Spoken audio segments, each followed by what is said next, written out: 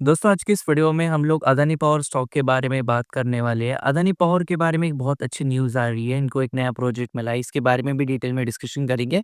उसी के साथ अदानी पावर के थोड़े से फंडामेंटल्स के बारे में बात करेंगे। बेसिकली कौन से सेक्टर में काम कर रहा है, तो उसी के साथ इस सेक्टर के लिए आने वाले दिनों में क्या फ्यूचर रह सकता है। वीडियो को मैं स्टार्ट करूँ उससे पहले चैनल के ऊपर आप पहली बार आए हो, मुझे पहली बार देख रहे हो, तो मेक श्योर कीजिए चैनल को आप सब्सक्राइब करो।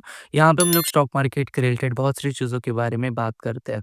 अगर मैं अदानी पावर की बात करता हूँ, तो अगर आप सबसे पहले इसके रिटर्न्स की बात करोगे, तो एक टाइम था जहाँ पे हर एक के पोर्टफोलियो के अंदर अदानी के स्टॉक पड़े हुए रहे थे, जिसका इसके पीछे बहुत सिंपल रीज़न था कि हर रोज़ वो नया हाईज़ लगाए रहते। लेकिन उसके बाद हिंडनबर्ग रिपोर्ट आता है, उसके बाद पता नहीं क्या हो जाता है, 2-3 सालों के लिए अदानी के सारे स्टॉक ठंडे पड़ जाते हैं।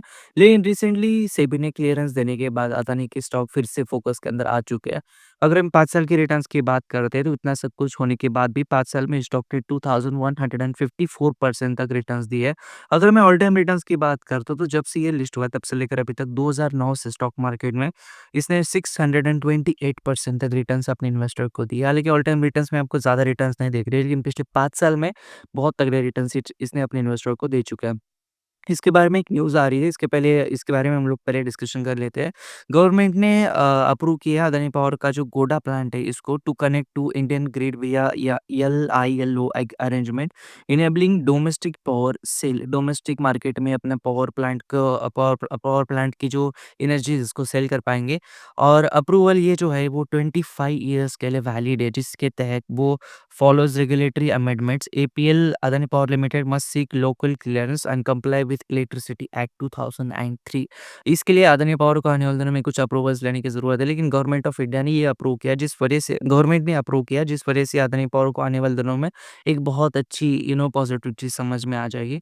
अगर हम इसके थोड़ी-सी फाइनेंशियल्स की बात करते हैं, तो रेवेन्यूज़ में आपको ईयर ऑन ईयर बेसिस के ऊपर ग्रोथ नज़र आती है। 2021 से लेकर अभी तक ऑलमोस्ट 2x जंप आपको रेवेन्यूज़ में नज़र आती है। अगर हम प्रॉफ़िट्स की बात करते हैं, तो प्रॉफ़िट में भी आपको लगभग 9 टू 10x जंप आपको पिछले 5 साल में नज़र आती है। शेयर होल्डिंग पैटर्न की हम बात करते हैं, तो प्रमोटर के पास 74.96% के आस-पास स्टेक है, एफआईज़ के पास 1153, रिटेलर के पास 10.81, म्यूचुअल फंड के पास 2.69, डीएस के पास 0.01% के आस-पास स्टेक है।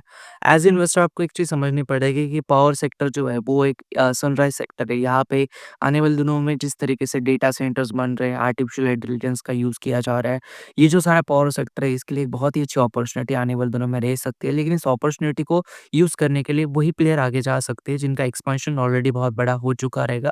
इसमें टाटा पावर, अदानी पावर एक लीडिंग प्लेयर्स इन इंडिया, और इंडिया जैसी कंट्री के लिए पावर सेक्टर एक मस्ट हैव चीज़ है, बिकॉज़ हर एक के पास मोबाइल्स है, हर एक के पास अपनी इलेक्ट्रिसिटी, हर एक के पास अपना डेटा है। तो कहीं न कहीं इस सब चीज़ों की वजह से पावर सेक्टर के लिए एक बहुत अच्छी अपॉर्चुनिटी आने वाले दिनों में है, और उसमें अदानी पावर डेफिनिटली एक बहुत बड़ा प्लेयर है।